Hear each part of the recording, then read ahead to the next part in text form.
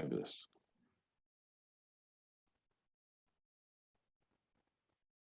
Welcome, everyone. Thanks for joining us. This is another EBITDA Partners presentation.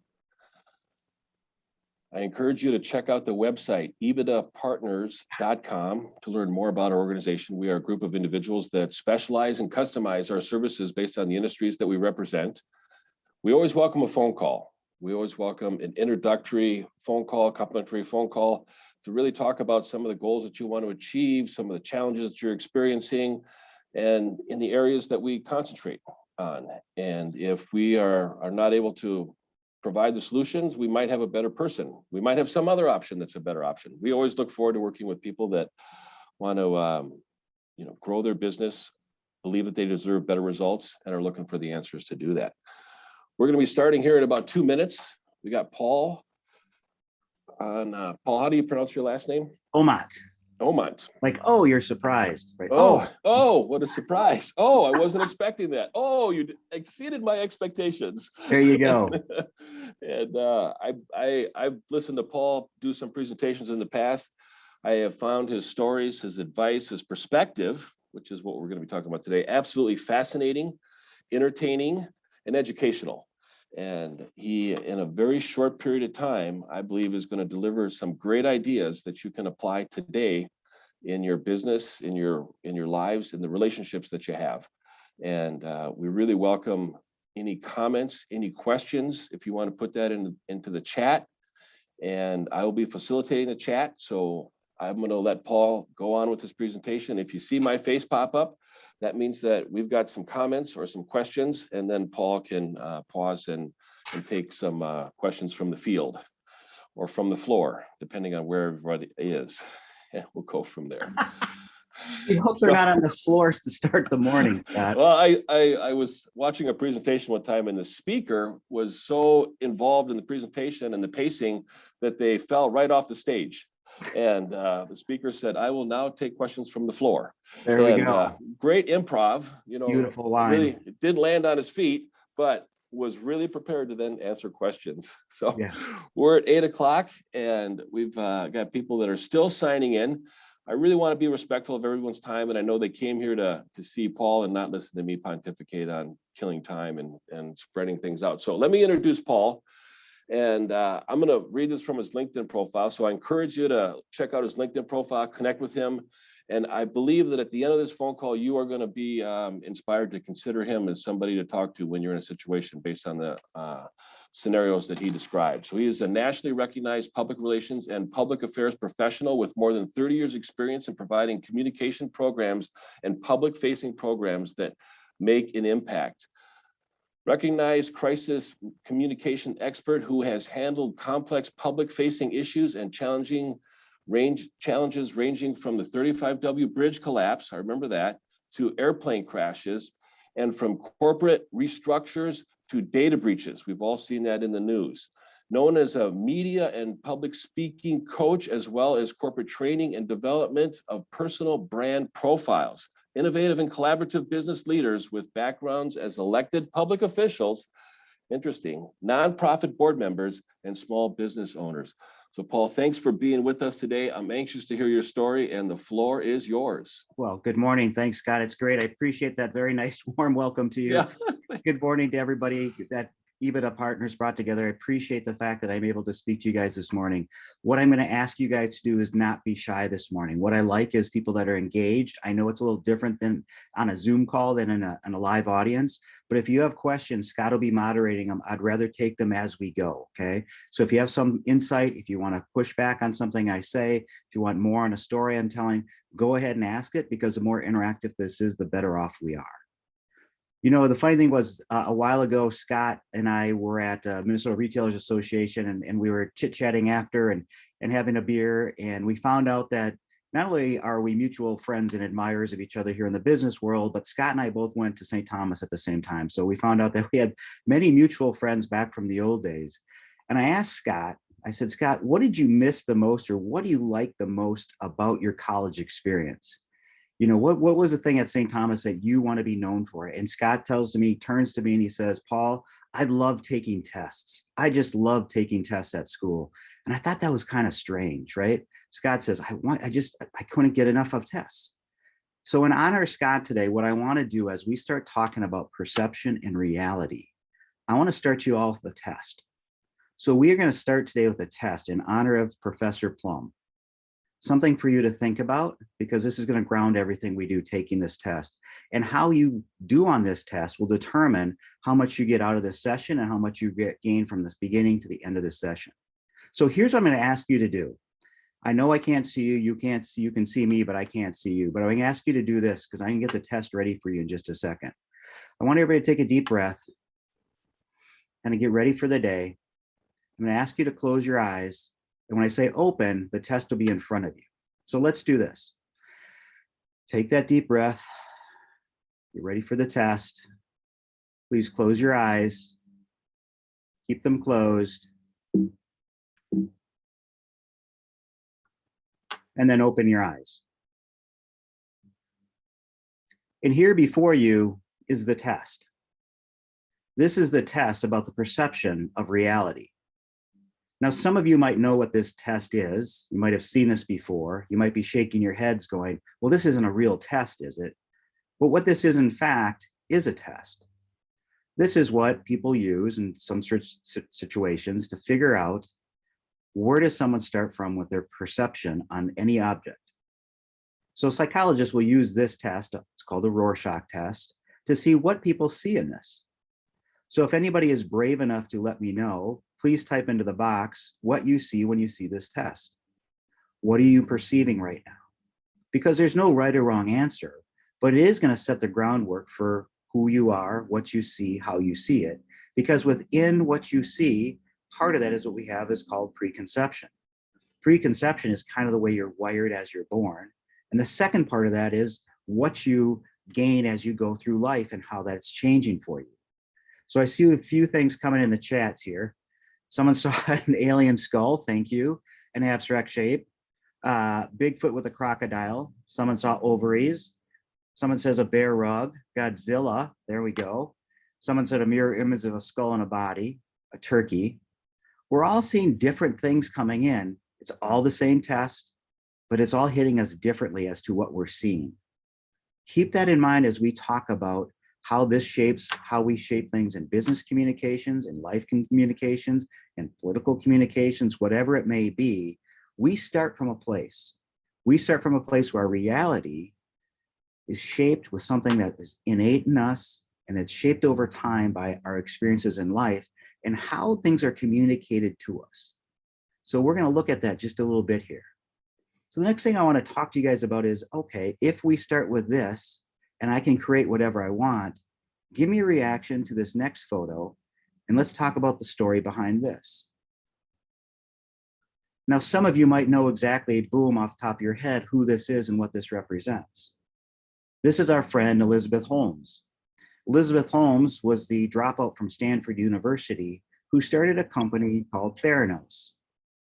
Theranos quickly grew into a $9 billion company on the idea that within that little vial that she is holding up, you could test a drop of blood and test for more than 80 different things that could be found in your bloodstream.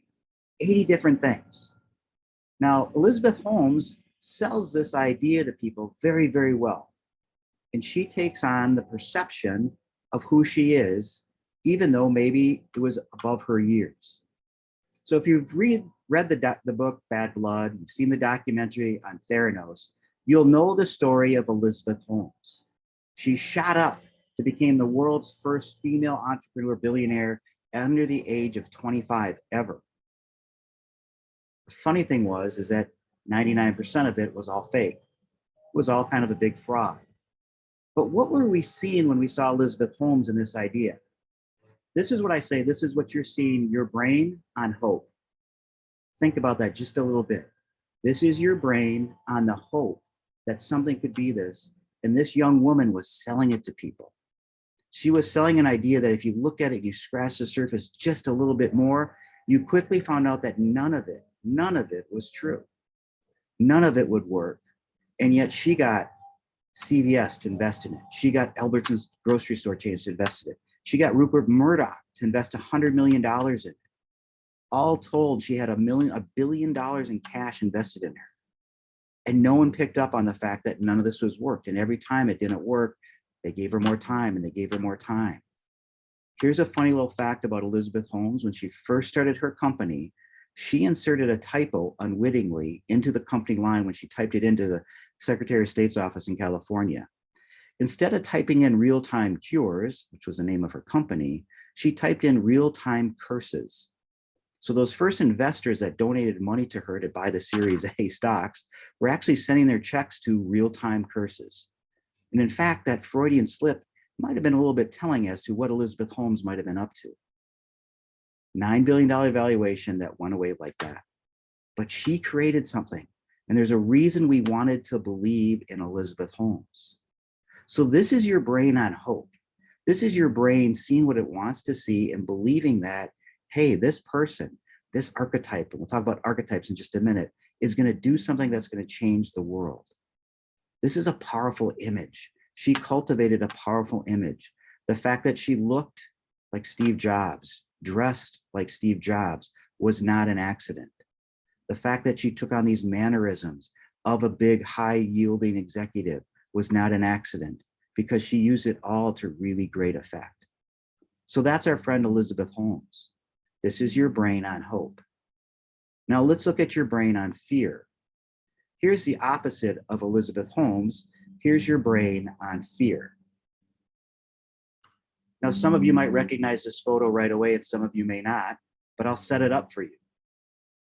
For those that weren't aware of this, a year ago or so, George Floyd was killed on the streets of Minneapolis.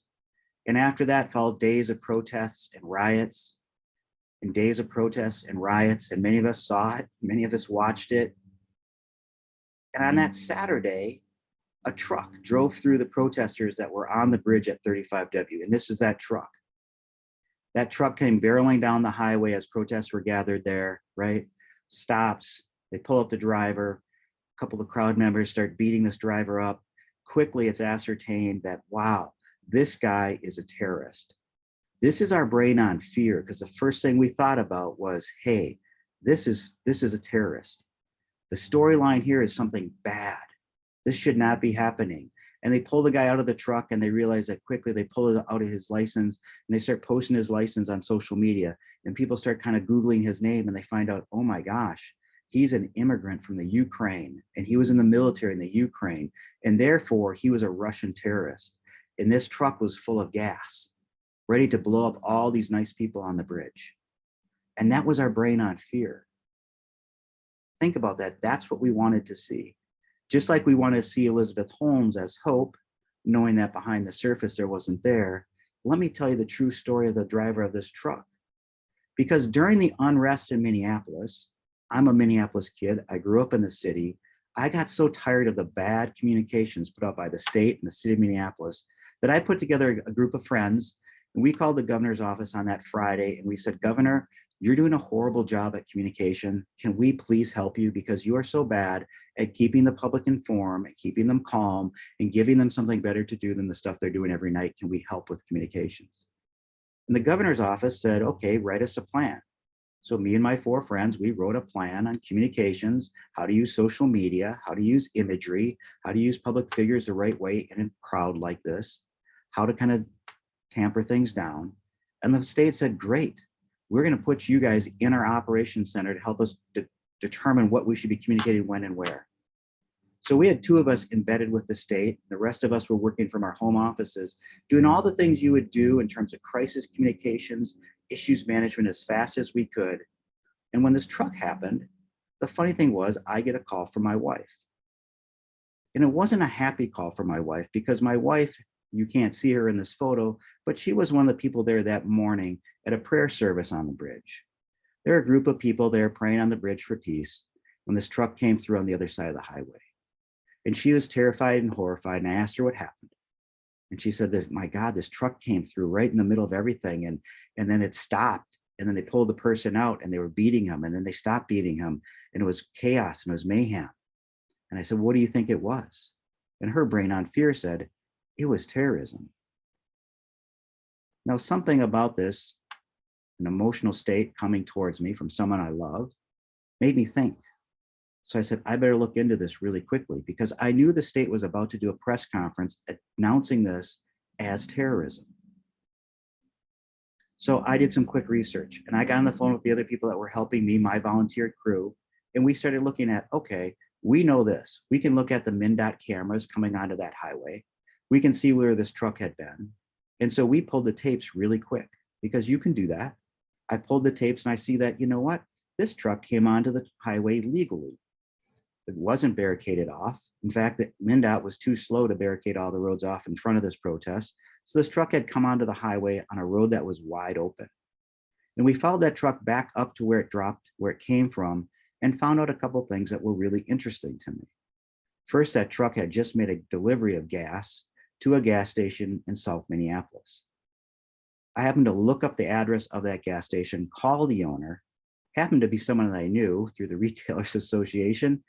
And I said, Lonnie, tell me what's going on here. And here's the story of this truck. This driver was the only driver in the state of Minnesota that would deliver gas to Minneapolis during that period of time. Every other driver refused. But he knew Lonnie, who owned the station, 43 Lynn on Lyndale Avenue in South Minneapolis, and Lonnie was his friend, and he was doing his friend a favor. Here, this immigrant from another country was trying to do his friend, an African-American business owner, a favor by delivering him gas on a Saturday, despite what was going on around him. And Lonnie tells me that he delivered the gas, and as he was leaving, protesters started throwing things at his truck, so he was racing away to get home back to his wife and young child.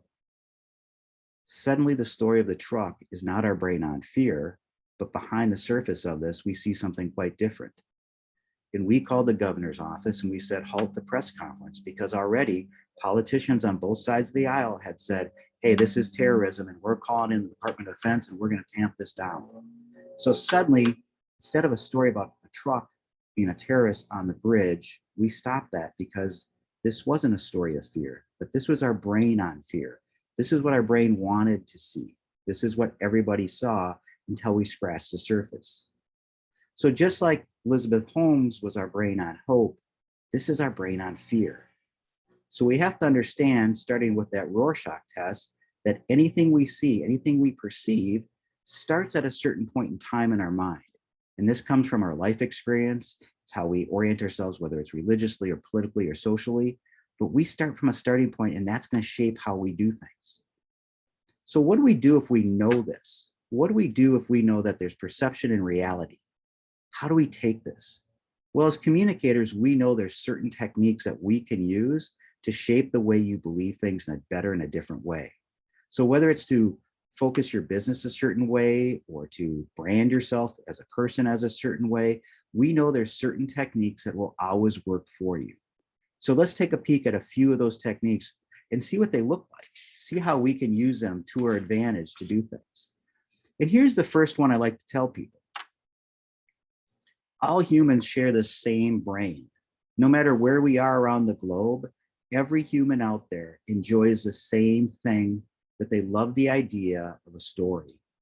Stories is actually the way humans around the world process information the most effective way, the most telling way, and the way that sticks with them the longest.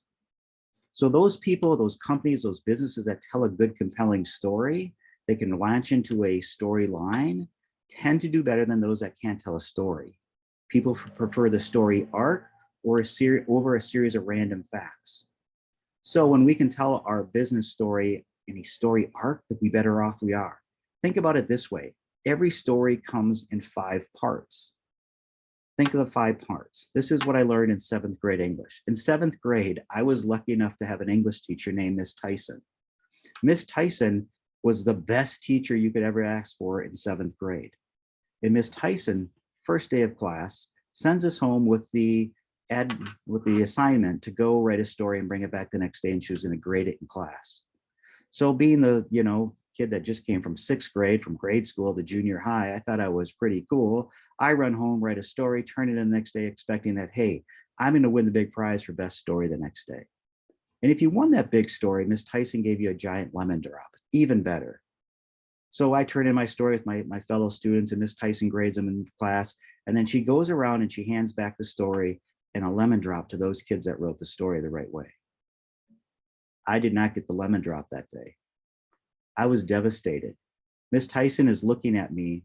She's seen the look on my face. And so she pulls me aside after class and she says, Paul, you did not tell me a story. You had a fine collection of information, but it wasn't a story. Every story comes in 5 elements. And here's those 5 elements. There's the scene setting. There's what we know about our person, place, thing in time right now. It's kind of the scene setting. It's who we are. There's the rising action. There's the change that comes to that person, place, or things. It's coming. We can see it. It's some foreshadowing.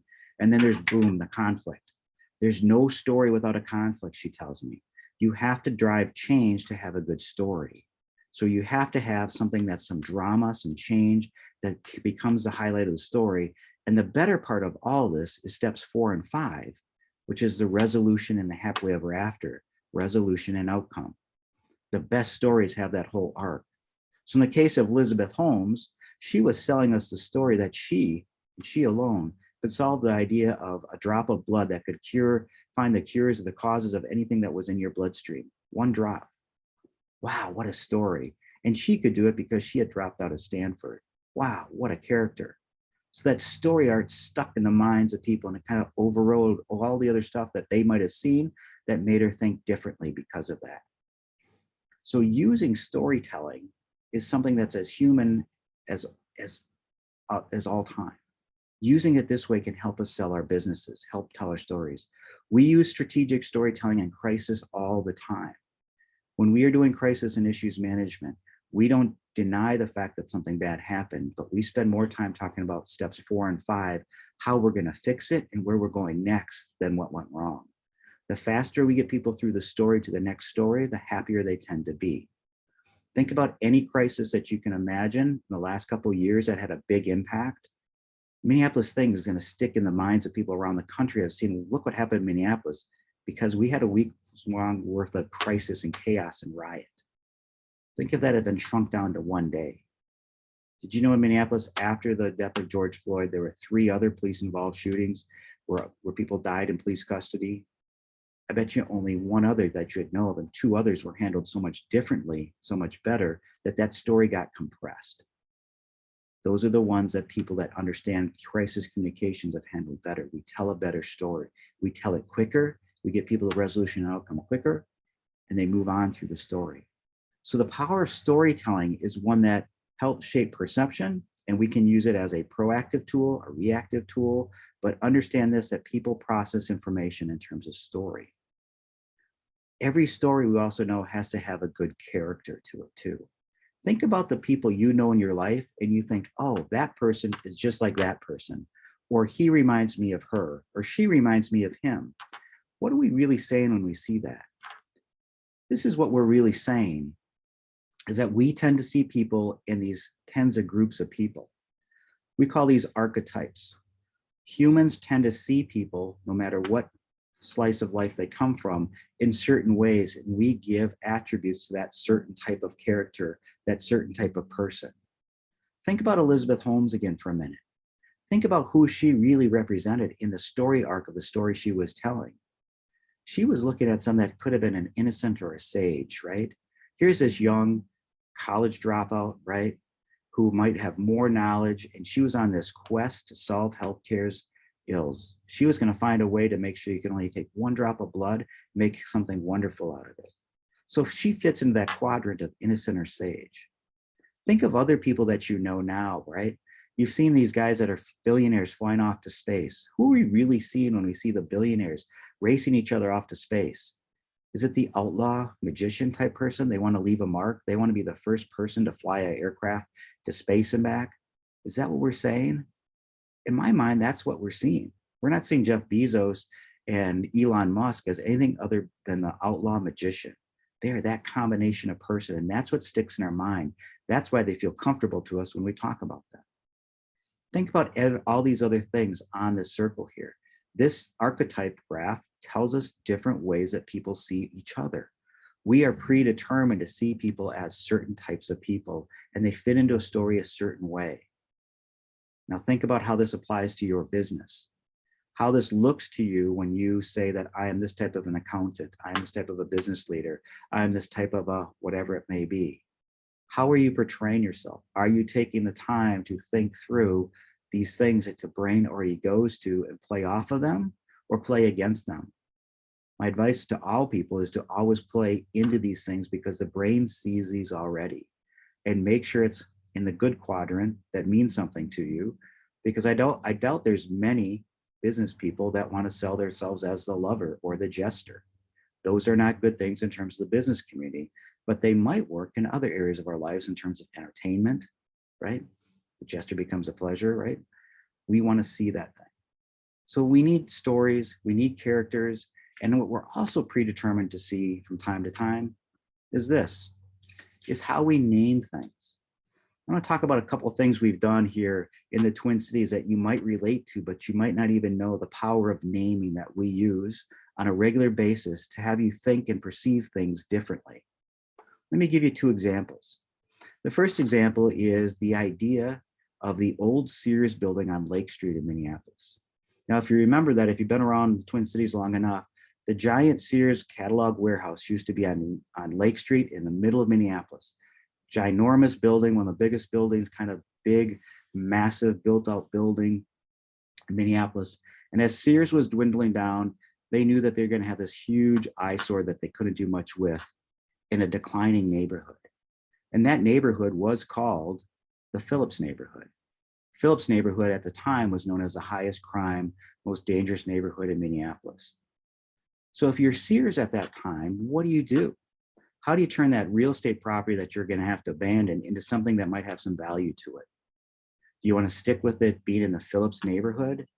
Or do you hire someone to come in and help them reshame, reframe, rename this property? And so we were brought in to rename the property.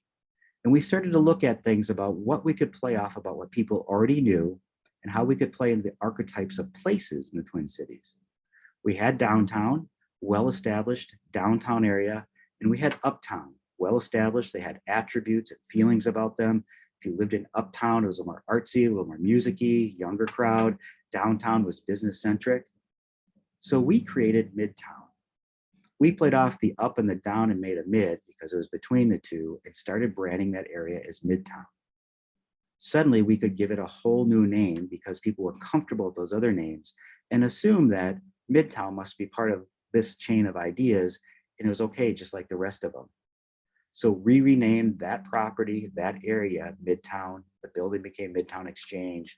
And suddenly this was on a place to be feared, but suddenly there's a building that once they rehabbed it, became fully leased up. That's the power of a name. The names that we put in people's minds help us redo things in terms of business. We did the same thing in St. Paul. If you remember the Ford site in St. Paul, that was an old industrial site and the Ford plant leaves. What do you do with this massive site that has potential of waste buried in it and all kinds of bad things, upset neighbors, and oh my gosh, this, and this, and this. The city knew that it could not move that property fast, get it back on the tax rolls, unless it was marketed, positioned, and framed the right way. So they hired us to come in and say, hey, how would you think about this so that we can help sell this to someone who will redevelop it quicker without all the lawsuits and all the stuff that comes with it? We took a look at that and we've reframed that whole area as a 21st century community. We said, what we're going to build here is something that's so radically different that you'll want to be part of it. All our marketing materials, all the neighborhood meetings started talking about a 21st century community and what that should look like. And people's imagination started going away from the negative thoughts to things of aspirational thoughts of what we should be calling this. So think about the power of a name. Uptown, downtown, midtown. Instead of the Ford site, we created something. We created a new reality of a 21st century community. And that site is now being developed about 10 years ahead of where the city estimated to be would go at. It's going to be on the tax rolls sooner. That's using communications to kind of drive business ideas. So we can name things in a certain way also that change people's perceptions and their reality. It's a powerful tool in our toolbox. Another tool in our toolbox is this. This might look just like a boring arrow to you, but what this represents to me is what we call the first mover advantage. We know this in terms of communication and the way the human brain takes in information. What we perceive and what is real depends on who moves a message first. We like to move the message first and fast because there's an advantage us to do that. And here's why that is. When you think about doing something in business, you're opening a new business line, you're closing a business line, you are always better off to tell your news first on your terms so that you can establish why you're doing it, what's it for, and what the values of that will be. Because the second person that comes around and tries to talk about that, they have to take anything you've said and kick it out of your brain to move in their thought. So humans, we know this in terms of neurology, that you're more likely to hold on to what you have than to reach out and grab something new. So think about that, the power of moving something fast. In crisis communications, we call this the golden hour. When I'm dealing with someone that has a crisis, it's a fast moving thing, it's a plane crash, it's a tanker truck going onto a bridge, we know that we have to set the story within the first hour and move it first. I want it out there first. I can't imagine what would have happened in the state of Minnesota had they gone to that press conference that day and announced it as terrorism and all the steps they're going to take after terrorism, and then have to wind that back. That story would still be out there today. We stop that story from gaining too much of a traction down the track and get that first mover stopped out the door. So the first mover advantage is something that we should all be using to our advantage in the way we shape a story, the way we talk about a story, the way we think about things. The next thing we think about, and again, you're going to see just a blank box here, but what I see is a frame. I see a frame that I can use different words, images, and thoughts to make you think differently. I can frame something up in such a way by using images that you're used to, uptown, downtown, the words that go around with them, the graphics that go around with them, and suddenly you'll think of something different because the way it's framed. I tell all my clients this, that there's 5 C's to communications, and you may want to write these down to the folks at home. And those 5 C's are these. It's control, control, control, and you guys look smart. 4 and 5 is control and control. That means that we can control all the elements of perception. We will be better off at kind of moving our message. Think about the care Elizabeth Holmes took in terms of shaping her image. That was not a mistake as to what she did. She was controlling every element that she could think of in terms of giving herself off as a successful business person. She flipped the switch on being a college dropout. She took no more than a handful of college classes ever to make herself into that kind of genius, that wizard that had to come through. And she started to dress the part because dressing like she normally did just didn't play that role well enough. She reframed herself through her fashion, the way she looked, the way she appeared. And she even went so far as to change the tonality of her voice so that when she spoke to a very low tone that drove people to listen to her because what came out of her mouth was so valuable. And she did that consistently. She used that tonality, that framing of it to make people think of her differently and come into her a different way, to the tune of $1 billion of investments coming to her, valuation of her company of over $9 billion. That's the way framing works. So when you think about your role, your life and business, think about the way we shape it. And remember that it starts with this. It starts with what we think today. It thinks about what our preconceptions are. It starts with that, and then we layer in things on top of it. My caveat to this is one thing that's a little bit harder to come across here in recent societal times in the United States, at least, is that we appear to be becoming more tribal in our communications. We're becoming more tribal in what we believe and see. And we're tending to make ourselves fit into one camp or the other camp. Is that a good business decision to do? Is it not a good business decision to do? Should I stay out of it? My advice to clients is typically to stay out of it, but to watch for it, because we don't want to make sure that the perception that I'm this way or that way keeps away a customer that could be coming to me because of this way or that way. So our perception is something that we put a lot of time into shaping. It is something that we should spend a lot of time shaping. And we can use techniques to change this so that this picture looks like something, not that I have 20 different answers for when I show it to an audience, but maybe if I'm really good at what I do, you might see that $1 billion idea. You might see that company that can only do this thing so well that you want to come and be my client. So ladies and gentlemen, I thank you for your time. I'm open for questions. I think Scott's going to throw up questions, I'm happy to walk you through anything that we talked about today, expand on any of the stories, and spend more time with you. So Paul, I'll start the questions off, and I welcome everyone that's tuning in to type your questions into the chat box, and I'll read them out loud to Paul. I'm curious, Paul, these police shootings that happened after the George Floyd, we didn't see them on the news, we didn't hear about them in the media. Right. What was the secret of how you were able to really, I don't know, squelch that or control the message to be able to prevent it from creating even greater impact on our culture at the time? So I'll give this example because I actually presented to the Burnsville City Council last night. So one of them was in Burnsville, and so it was on a Sunday, and there was a guy who was, out carjacking cars and carjacked a car and was shooting at the police and trying to carjack another car on Highway 13 in Burnsville and shooting at the police, and they shot back and they shot him. This was in the middle of all the protests going on after George Floyd. And City of Burnsville called me, they're a client of mine, and they said, hey, we've had a shooting. Now we have a plan for this. We have communications pre-written for this so that when this happens, we can move our message within an hour of it happening. So we were ready to go for this. We got together, we talked to the police chief really quick. We put out a statement within an hour with all the stuff that you would see that was just in what I talked about. We didn't name it by the city that it happened, but by the location of it on Highway 13. And we very quickly did something else. Again, if you do crisis communications, you'll figure out things that there's public cameras everywhere. The cameras that MnDOT was running that day showed the shooting in full. And so people were quickly finding that out too, showing that this person had been shooting at the police and the police shot back when they killed him. So this was an officer involved shooting, and people saw it and we allowed them to see it. Right? We didn't hide the body cam videos. We didn't hide any of that because they're already out there.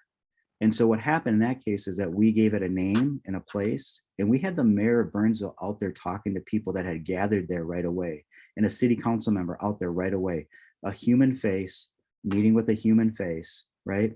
People that were upset that might have known this person. We also called this person's family right away as soon as we could figure out who the person was and said, hey, this is what's happened. We have the video of it if you want to watch it, because we think you should see it first. It's already out there because of MnDOT cameras. And they said, no, we're good. We're not going to protest this. And the protesters that showed up were met by the mayor, were met by a city council member. And guess what? They got the story from them straight away and they left. That was in and out of the news cycle within 24 hours. Most people don't even remember that that had happened. This was right in the middle of that. And the protesters had come down, driven down from Minneapolis, from George Floyd Square to this spot, met with the mayor, and drove right around back. So the idea that we were as transparent and honest, and we shaped this by where it happened, as opposed to happening in the city of Burnsville, we put it on Highway 13. We showed the video right away. And it's one thing that's very uncomfortable when I talk to my municipal clients about, is that the faster we lay out officer involved shootings or deaths, the video of it, the truth lets you go free. The longer we hold off on that, the more the animosity builds. So we bring people into the reality of the reality, and we have to be ready to deal with that reality. So that was one that, again, happened really quick. Look at that in contrast to what happened in Brooklyn Center. In my opinion, how that was handled was really poor in terms of communication strategy. I still can't figure out what strategy they were using. But we had a very controlled response in Burnsville for, again, an officer involved shooting where there was video involved, and we met people, we talked to them, we got the message out there really fast. Our narrative turned out to be true, and people took that truth and were comfortable with it and moved on to the next story. We got them to steps 4 and 5 in the story within an hour. Well, Paul, I'm going to put you on the spot here. Yeah. The Rittenhouse case may be deliberated, it may be decided today, tomorrow. What are some of the advice that you would give the city leaders when it comes to that situation based on the different outcomes of the jury? So there's a concept I didn't talk about today, but it's called what we call proximal communication. And proximal communication, the theory behind proximal communication is that those that are most impacted by something should get the most personal channel of communication to them. And so when you look at something like the Rittenhouse jury, we know that this is going to be split between kind of two lines. And those two lines are going to be, the people that think he's self-defense and those that thought it was murder. And we expect that they will come out. And what we want to do is meet people with people. And again, this is not to agitate people on either side of this, but when people can process information with other people, they tend to do better. And so that jury is going to come out with a decision, and it will be controversial because it's, again, that division I talked about at the end. We're seeing that more and more in our society. So we have to be ready from that from a civic communication standpoint on both sides of it. And I think it has to be met with humanity, which sounds really strange to say, but as a business strategy, as a communication strategy, treating people like people, understanding their feelings and trying to diffuse them is better off. The other thing that we were doing during the George Floyd riots when things were blowing up was that, after 3 days of watching the state do nothing, we started doing really strong media relations work. So if you remember during the summer when all of a sudden Mike Max and all these reporters started doing really good reporting on Friday night and Saturday night, it was because we were feeding them stories. We were giving them stories of, hey, you know what, you should talk about how these peaceful protesters are going to be kind of let go this way. The violent ones are going to be kind of penned in this way and kind of boxed in here so they can be arrested. And they were kind of walking through this. And the funny thing is that crowds are a living, breathing thing. And I think we forget that. And crowds, because they're a living, breathing thing, can be communicated to because everybody carries one of these things with them, which is a phone. And so what we forget to do is that we can communicate with a crowd during the moment that it's a crowd. And we can start kind of influencing what they do. We can change their perception and their reality based on what we start sending them and instructing them to do. Because within that crowd, think about any audience distribution, there's gonna be peaceful people, there's gonna be unpeaceful people. There'll be people willing to do mayhem, there'll be people that are willing to stop mayhem. And we have to empower the ones that we wanna do and disempower the ones that we don't wanna do. And we started doing that during the George Floyd things by sending out different messages through different channels, whether it was the media, social media, through other channels of communication of people out on the street to kind of calm that down. And I hope that the people in Kenosha, Wisconsin are smart enough to do that. Thanks, Paul. I got a question from one of our panelists or our partners, Angie Johnson. Angie, go ahead. Hi, can you hear me? I can hear you. Yeah. Perfect. So I understand your vision of how municipalities and businesses can present an accurate information in a story right away. The concern that I have now today is that anybody with the internet and a phone can help change a story so quickly. How do you advise us in the world today to seek really those solid sources of information versus the emotionally charged ones? The truck driver story is a perfect example. Yeah, right. So Angie, here's the thing is that whether it's a municipal client or it's a business client or whatever it is, what we typically talk about, because we're seeing this divide coming more and more, and because back in the old days, you had 5 media channels, and now we have literally thousands, and who's credible? I also tell my clients to build from the inside out. Build to those that are closest to you, that are most likely to know you, like you, believe you, and build out from them. We can't start trying to dissuade or persuade people that are so far away from us that they'll never be persuaded. And this same principle applies whether you're doing it in a mass situation or with customers. So tomorrow I'm actually giving a presentation to a client of mine where they're having people that are very upset over an issue, right? And there's no way we're going to bring them back into the fold of being a customer because, as we all know, no matter your view on vaccines, whether you're vaxxed or not, and if your client says, hey, everybody that comes on our campus needs to be vaxxed, and these are the people that aren't, we're probably not likely to persuade them, no matter what information we give to them. It's that divisiveness. So do we spend our time with them, or do we spend our time with the people that are in the house and build back out from them? So the strategy is always to build up from the credibility you have within and the credibility of those around you, and build it slowly from the inside out, because there's too many channels to hit. And with most of my clients, what I recommend is that you have no more than 3 to 5 communications channels that you focus on, and you do them really, really well. Because if you're going to keep people in that sense of believing and belonging with you, you have to do your things really well, and you can't be all things to all people and try to tamp down the fires of things where you're just not a communicator in. I have clients ask me every day, well, should I go into TikTok, or should I go into this venue or this new one? And I'm like, go to it only after you've mastered these. and it's where your audiences are. And if they're not there, don't go there. So do the good things where you need to be. Thanks for that question, Andy. Thanks, Paul. Angie said, great answer. I want to, encourage others to ask questions in the chat. Paul, there seems to be a topic right now with that a lot of companies are dealing with, and that's supply chain issues. Yep. That's in the media a lot. I saw it on the news this morning, and how there's a port in Florida that says, hey, no waiting, like the restaurant sign that says, no waiting, come on in, we're here. Yep. How do companies position themselves when they've got supply chain issues themselves, or they want to take business away from other companies that have supply chain challenges? That's a great question. And Scott, there's a funny thing in what I tell everybody, that every crisis, right, no matter who's facing it, represents an opportunity. And you have to be ready from a strategy standpoint to lean into the opportunity. So I love those opportunistic things where you can say, hey, I can launch my company, I can get my customers this way because I see something else not going well there, and I can make better of it. And so I tell the story of a regional retailer that I worked with here during the pandemic. And what they wanted to do was, they were a liquor store chain, right? And they sell mostly liquor, but also the stuff that goes with liquor, cups, glasses, the little umbrellas you stick in the drink, right?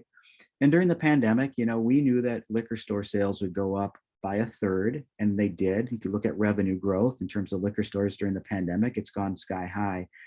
But to do it really well, you really want to be at 3 times that average, not 3 times more. We wanted to go bigger than that. And we had the same supply chains challenges, and we leaned into those. And what we did is we used our communications channels to engage our customers that we knew about, to say, hey, we're out of those little umbrella things that you stick in the drinks that you guys have because you're buying so many and we can't get them in our shelves. How would you make different ones? And we were looking at the products that we did have on our shelves that maybe weren't selling as fast, and we kind of put them out there as photos, and people started making up new umbrellas with the products that we had. We had profit margins of 100, 200% on those little products, and we would put them in our stores on a display and sell them out every time. That's just an example of leaning into something that was a disaster or a supply chain hiccup over here that we turn into our advantage. Now think of that on a bigger scale. I make the joke that sometimes I walk into Target and I think they're selling empty shelves, because that's all you see in some areas is empty shelves. And to me, I scratch my head as someone who works with retailers to say, why are you positioning yourselves as having nothing, right? Position yourself as having those things that you do have and get your products out there and make them look appealing.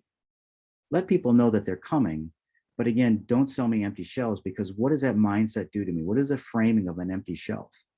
I was at Target this weekend, and I think in the grocery aisles, they were maybe half full. The rest were just bare and picked over. So what does that tell you? I could go to Cub down the street and get full shelves and feel better about the experience. What store am I more likely to go back to because it has more, even if it's not what I want? The feeling of more is something that gives me. So it's that, hey, seats open, come on in, that invitation to do it versus a disinvitation. So I think companies that are smart should be controlling their supply chain by leaning into other people's problems. It's a very smart strategy, and it works really well as long as you can pull it off. Great answer, Paul. Thanks. Downtown Minneapolis seems to be really kind of parked right now when it comes to coming back. And a lot of employees are not coming back, and that's having a direct impact on the hospitality and the entertainment. What would be your advice to the city council at this time to really bring back downtown Minneapolis? That's a great question. And again, Scott, as a kid who grew up in Minneapolis, I lived the first 30 years of my life in Minneapolis. Like, I love the city, I love the lakes, I love the downtown. And it's sad to see kind of that they're letting kind of it go. There's a couple of big dynamics at play here, because what's happening now is that there's a shift away from workers needing to be downtown, right? And there's no reason for me to go downtown if I can telework. And companies are going to be wrestling with that, and real estate owners are going to be wrestling with, what do I do without the parking revenue, and what do I do if I lose, this floor of my building because all those people are working from home, the vitality. You have to give people a reason to come back downtown again, and I don't think we've done that.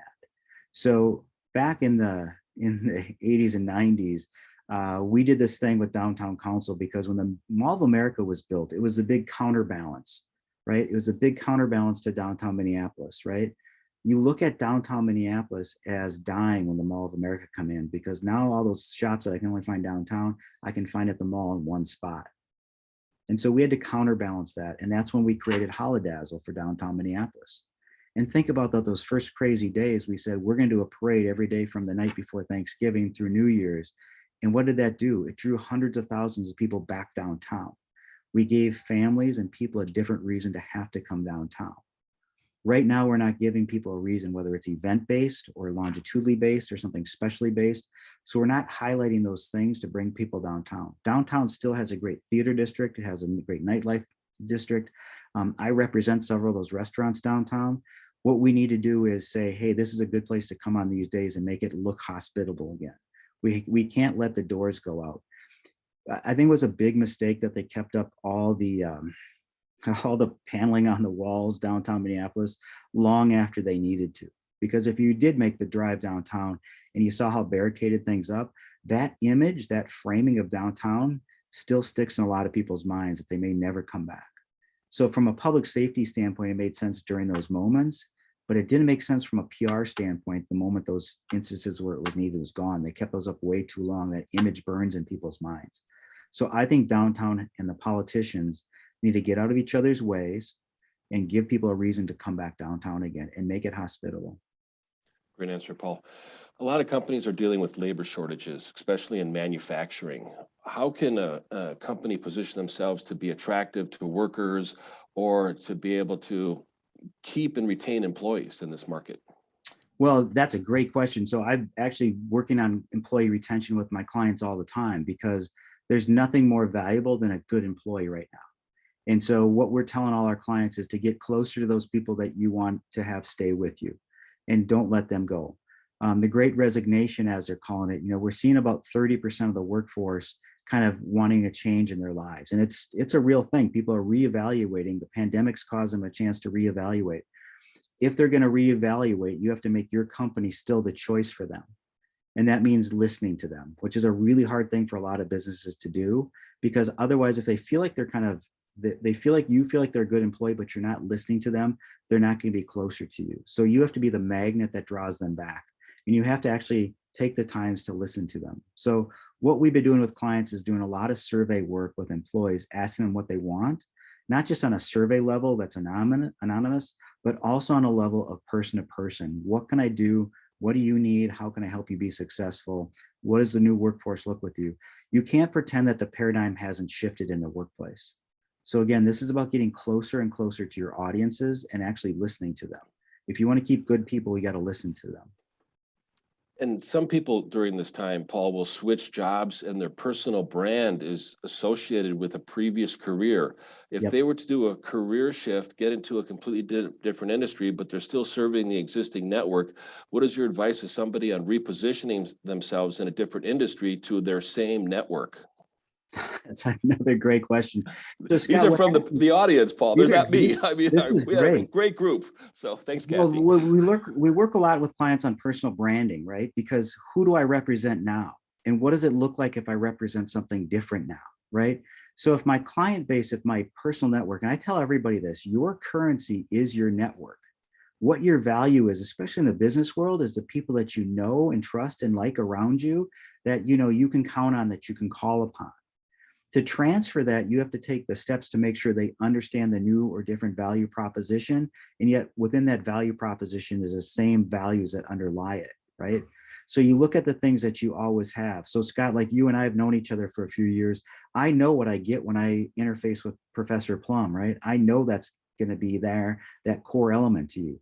But if you suddenly went into a new thing, you would have to actually explain to me the new thing, knowing that my perception of you starts at a good spot.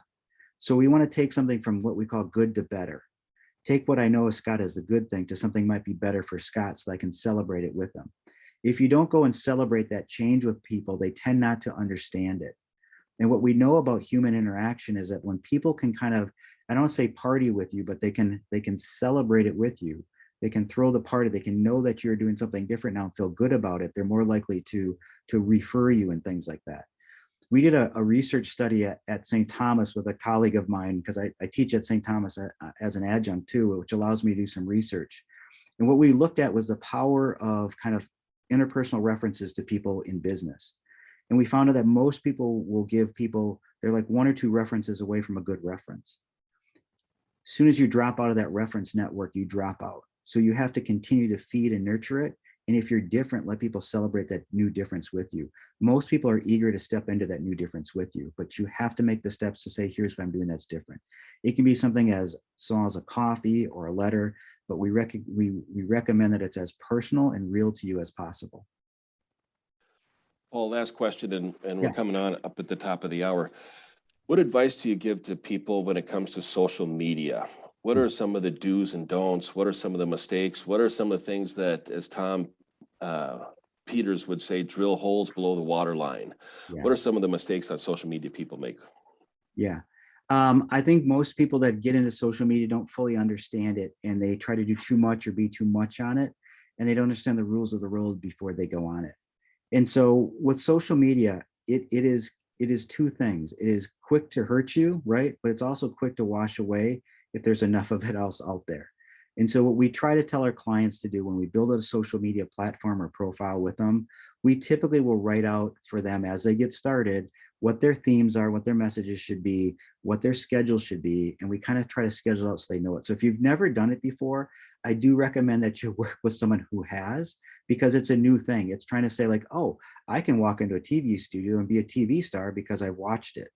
No, this is something where you want to make sure that you've bred up the right way, because the power of it can be huge if you do it well.